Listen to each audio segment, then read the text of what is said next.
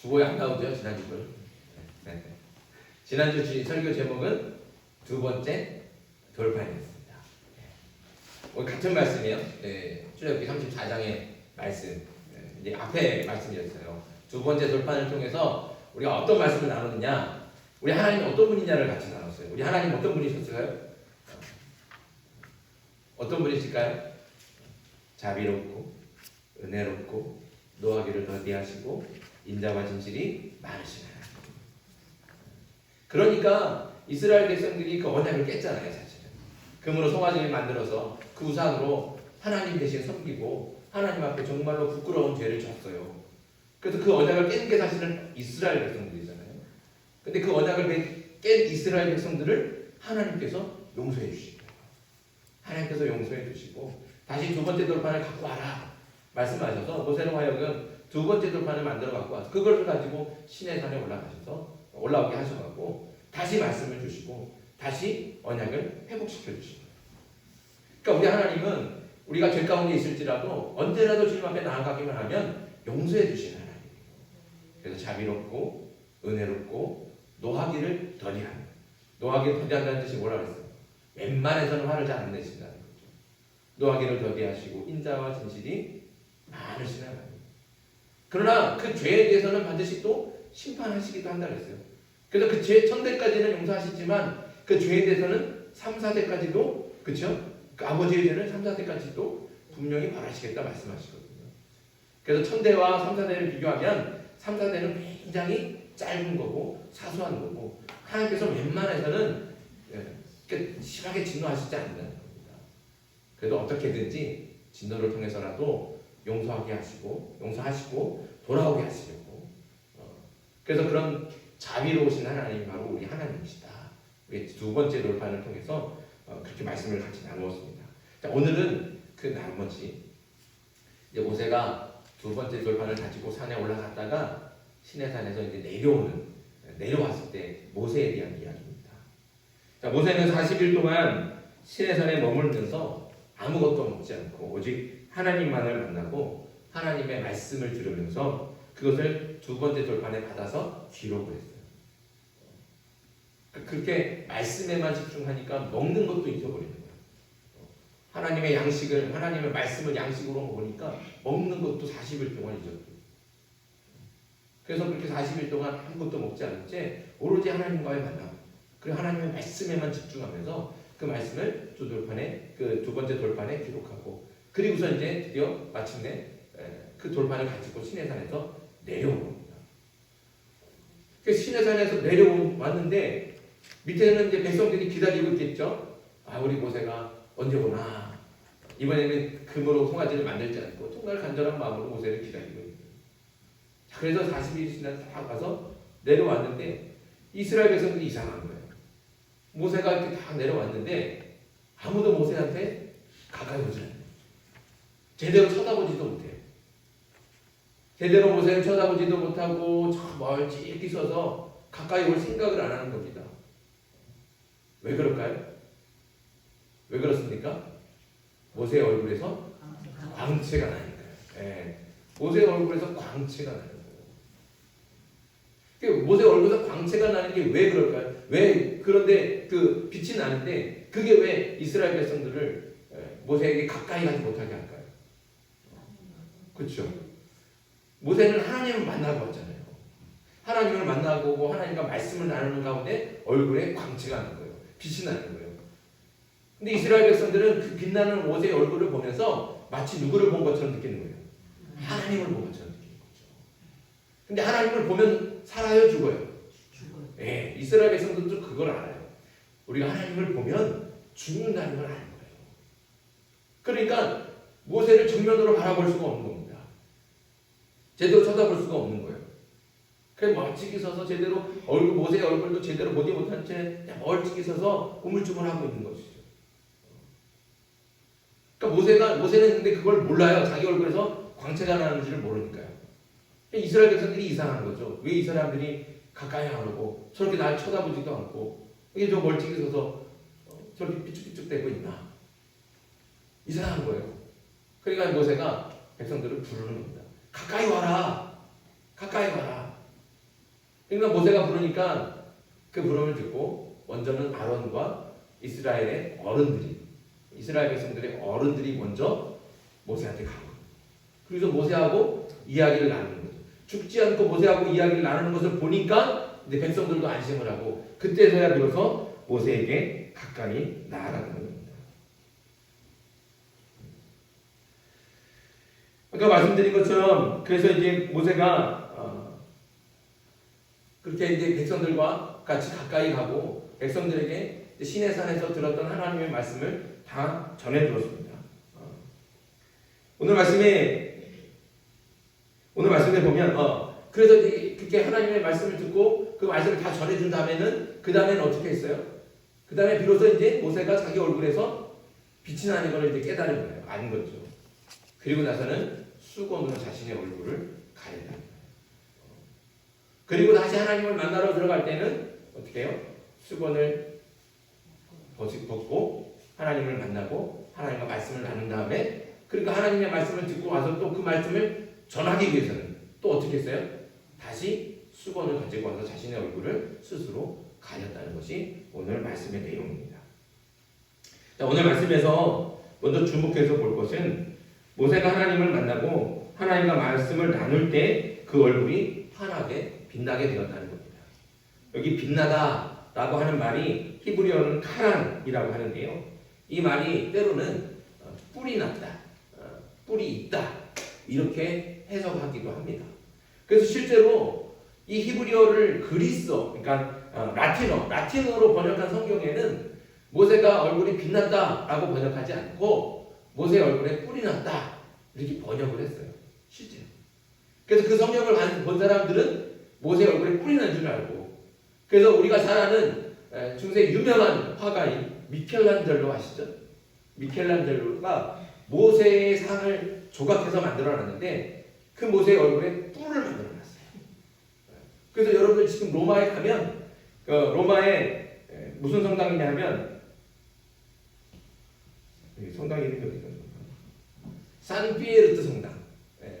로마의 산피에르트 성당이라고 있는데 거기에 가면 모세상이 있는데 그 모세상에 이렇게 이마에 얼굴에 이렇게 뿔이 두 개가 쫙 나 있습니다. 여러분들 사진 한번 보여드리려고 했는데 이거 자꾸 내리고 말고 이거 이렇게 귀찮아갖고 그냥 사진을 안 보여줘요. 아무튼 미켈란젤로뿐만 아니고 중세 시대 여러 화가들이, 여러 예술가들이 그렇게 모세의 얼굴에 뿔을 그려서 그림으로도 그리기도 하고 또 조각으로 동상을 만들기도 했다는 것이죠. 근데 원래 구약 성경에서 뿔은 무엇을 상징한다고 그랬습니까? 우리 제단에 뿔 만들잖아요, 그렇죠? 제단에 뿔. 그럼 뿔은 뭐예요?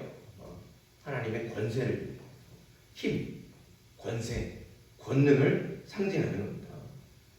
그래서 하나님을 만난 모세에게 뿔이 났다는 것은 모세가 하나님처럼 권세 있는 사람으로, 보기만 해도 하나님의 권능이 느껴지는 사람으로 변했다는 것을 의미한다라고도 볼 수 있습니다. 그래서 모세 얼굴이 뿔이 났다 이 번역도 사실은 완전하게 틀린 것이다라고 말할 수도 없어요. 그렇게도 이해할 수도 있다는 것이죠. 하지만 지금 모든 성경은 모세의 얼굴에 이제 빛이 난다 이렇게 이제 번역하고 있습니다. 아무튼 모세가 하나님을 만나고 하나님과 말씀을 나누는 동안 얼굴이 달라졌습니다.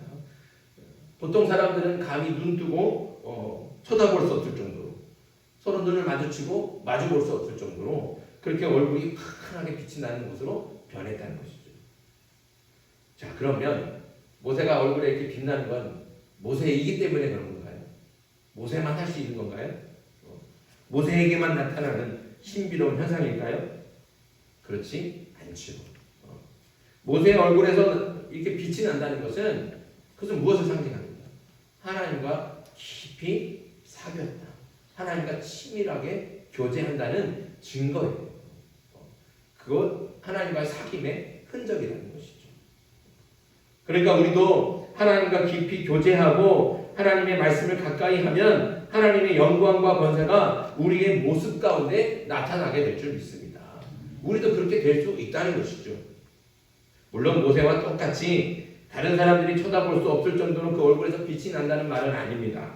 하지만 하나님과 깊이 사귀는 사람은 그 겉모습도 하나님의 위엄과 권세와 영광이 느껴지는 모습으로 변해서 함부로 대할 수 없게 된다는 것이죠. 실제로 얼굴이 뭐 툴툴하게 잘생겼거나 뭐 예쁘거나 그러지 않아도 또 뭐 좋은 옷을 명품 옷을 입지 않고 특별히 꾸미지 않아도 그런 사람들 가운데 하나님을 정말 친밀하게 교제하고 하나님과 깊이 사귀는 사람들 가운데는 정말로 그 뿜어져 나오는 그 모습 속에서 하나님의 그런 평안함, 그 다음에 기쁨, 그런 은혜 이런 것들이 느껴지는 사람들이 분명히 있습니다. 그리고 그런 사람들은 많은 말을 하지 않지만 그렇게 조용한 가운데 한마디씩 하는 말 속에 하나님의 위엄까지 그런 것들이 느껴지기도 하지요. 그런 분들이 분명히 있습니다. 이렇게 진실하게 하나님을 만나고 하나님과 동행하며 늘 하나님의 말씀에 귀를 기울이고 하나님과 친밀하게 교제하는 사람은 눈에 보이지 않는 하나님의 영광이 그의 모습 속에서 그 모습 속에서도 나타나시는 그 모습이 그렇게 변화된다는 것이죠. 그래서 다른 사람들이 그 사람을 보면 하나님의 영광을 알게 된다는 겁니다. 예수님께서는 모든 믿는 자들에게 너희는 세상의 빛이라 말씀하셨습니다. 그리고 이어서 말씀하시기를 이같이 너희 빛이 사람 앞에 비치게 하여 그들로 너희 착한 행실을 보고 하늘에 계신 너희 아버지께 영광을 돌리게 하라 이렇게 말씀하셨어요. 예수님을 믿는 성도는 예수님의 말씀대로 세상의 빛으로 빛나야 되는 겁니다. 우리는 다 세상의 빛이잖아요. 우리는 우리의 모습을 통해서 아름답게 빛나야 되는 겁니다. 그 빛으로 하나님의 살아계심을 증거하고 하나님의 영광을 나타낼 수 있어야 되는 겁니다. 자, 그러면 어떻게 빛날 수 있습니까? 어떻게 빛나요? 하나님과 사귀어야죠. 아주 친밀하게 사귀어요. 깊이 교제하는 거예요. 그래야 우리 삶 속에서 우리 모습을 통해서 하나님의 영광의 빛이 드러나게 될 줄 믿습니다. 그러니까 여러분들 친밀하게 교제하는 거예요. 깊이 사귀는 거예요. 여러 번 말씀드렸지만 사귄다는 건 뭐예요? 자주 만나야 되는 거예요.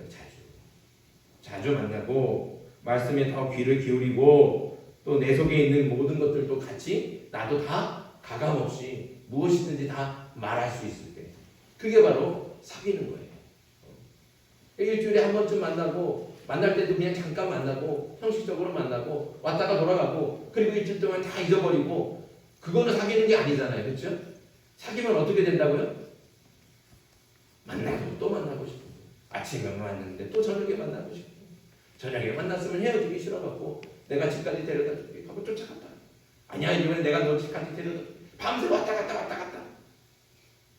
여러분들 그런 경험 없어요? 저는 그런 경험이 있거든요. 그게 사귀는 거예요. 그게 헤어지기 싫은 거예요. 자꾸 만나고 싶고 자꾸 얘기 듣고 싶고 나도 얘기하고 싶고 뭐든지 못도 할 말이 없잖아요. 뭐든지 다 말하고 싶고 그게 사귀는 거예요. 저와 여러분들이 이렇게 하나님을 사귈 수 있기를 소망합니다. 사랑하는 성도 여러분, 저와 여러분이 주님과 더 깊이 사귀며 더 친밀하게 교제하기를 바랍니다. 그러니까 우리가 항상 하나님이 나와 함께 하심을 믿어야 돼요. 그러니까 교회에 있을 때만 하나님이 나와 함께 하신다? 그거 아니잖아요. 그렇죠? 내가 어디를 가든지 하나님이 나와 함께 하신다. 이 믿음으로 가죠. 그래서 그 하나님이 나와 함께 하심을 믿기 때문에 어떻게 해요? 하나님의 말씀에 더 귀를 기울이게 되는 거고 무엇을 하든지 또 무슨 선택을 하든지 하나님은 어떻게 하실까? 하나님이라면 어떻게 하실까? 무엇을 해야 하나님을 기쁘시게 할까? 그게 그러니까 하나님 기준이 될 수밖에 없다는 거예요. 그게 진짜로 사귀는 것이고 그게 친밀하게 교제하는 겁니다. 그렇게 하나님과 깊이 교제하며 사귈 때 우리도 모세와 같이 하나님의 영광이 드러나는 모습으로 거룩하게 변화가 될 줄 믿습니다. 아멘. 저와 여러분들이 그렇게 변화되길 소망합니다. 아멘. 오늘 한 가지 말씀 속에서 또 주목해야 될 것이 있는데 그것은 모세가 자신의 얼굴이 빛난다는 것을 처음에는 몰랐잖아요. 근데 나중에 알게 된 후에는 어떻게 했어요? 수건으로 얼굴을 스스로 가렸다는 거죠. 자, 얼굴에서 빛이 난다고 하면 좋은 일이에요, 나쁜 일이에요? 좋은 일이잖아요. 그렇죠? 신기한 일이잖아요. 그 빛으로 하나님의 영광과 권세가 드러난다면 오히려 가릴 것이 아니라 더 드러내고 자랑해야 되지 않겠습니까? 사실 얼굴에서 빛이 나는 이런 신비한 능력으로 이스라엘 백성들 앞에서 모세가 자신의 권위를 내세우고 백성들을 어떻게 좀 이렇게 대들지 못하게, 모세한테 대들지 못하게 그렇게 말할 수도 있었을 거예요. 봐라, 내 얼굴에서 이렇게 하나님의 영광의 빛이 드러나지 않냐. 너희는 그렇지 않지만 나는 이렇게 빛이 난다. 나는 너희하고 다른 사람이다. 나는 이렇게 하나님과 대면하고 하나님과 말을 하고 그래서 내 얼굴에 이렇게 빛나지 않느냐. 그럼 나한테 함부로 대들지 말아라. 복종해라. 이렇게 말할 수 있잖아요. 이렇게 말하면 사실 이스라엘 백성들을 더 통솔하기 더 쉽지 않겠습니까? 하지만 모세는 그렇게 하지 않았다는 것이죠. 오히려 모세는 백성들이 자신과 함께 거리낌 없이 이야기를 나눌 수 있도록 백성들 앞에서는 그 빛나는 얼굴을 스스로 가렸다고 합니다. 모세의 빛나는 얼굴이 물론 하나님의 영광이지만 연약하고 부족한 어떤 사람들에게는 다가갈 수 없는 두려움과 부담이 될 수도 있기 때문에 모세는 기꺼이 하나님이 주신 그 영광의 빛을 백성들을 위해서 스스로 가렸다는 것이죠. 모세는 자기 얼굴에서 빛이 나는 것이 중요하지 않았습니다. 그런 신비한 능력이나 은사가 자신한테는 그렇게 중요한 일이 아니었다는 것이죠. 그것보다 더 중요한 건 뭐예요? 어떻게 하면 하나님의 백성들이 하나님의 말씀을 더 잘 들을 수 있을까? 어떻게 하면 하나님의 백성들이 하나님의 백성답게 살 수 있을까? 어떻게 하면 하나님의 백성들이 하나님의 말씀을 잘 듣고 그 말씀에 순종하는 삶을 살아갈 수 있을까? 모세는 오직 그거밖에 없었어요. 그게 제일 중요한 거예요. 자기 얼굴에서 빛 나고 안 나는 거는 아무렇지도 않은 거예요. 중요한 게 아니에요.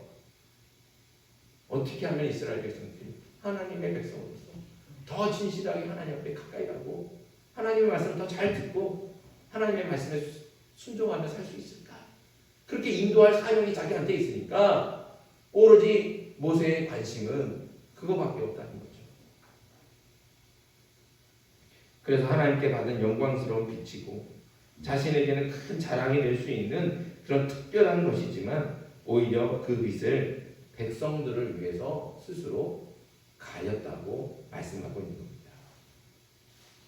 오늘 말씀을 통해서 우리가 깨달아야 되는 건 특별히 교회의 지도자들, 지도자들뿐만 아니라 우리 역시도 다 마찬가지예요. 성도들 모두가 다 이 모세의 태도를 우리가 본받아야 된다. 누가 자신이 하나님께 특별한 은혜와 은사를 받았다고 말하면서 믿음이 약한 성도들을 윽박지르거나 또 무거운 말로 부담을 주거나 함부로 한다면 그런 사람은 일단 조심해야 돼요. 아무리 정말 신비한 능력을 가지고 있어도 정말로 신비한 능력을 가지고 있다고 하더라도 그런 능력을 가지고 사람들을 윽박지르거나 오히려 겁을 주거나 함부로 하려고 한다면 그 사람은 정말 조심해야 된다는 거예요. 괜히 교역자랍시고 성도들 위해 앉기 좋아하고 대접받기 좋아하는 사람들은 꼭 조심해야 됩니다.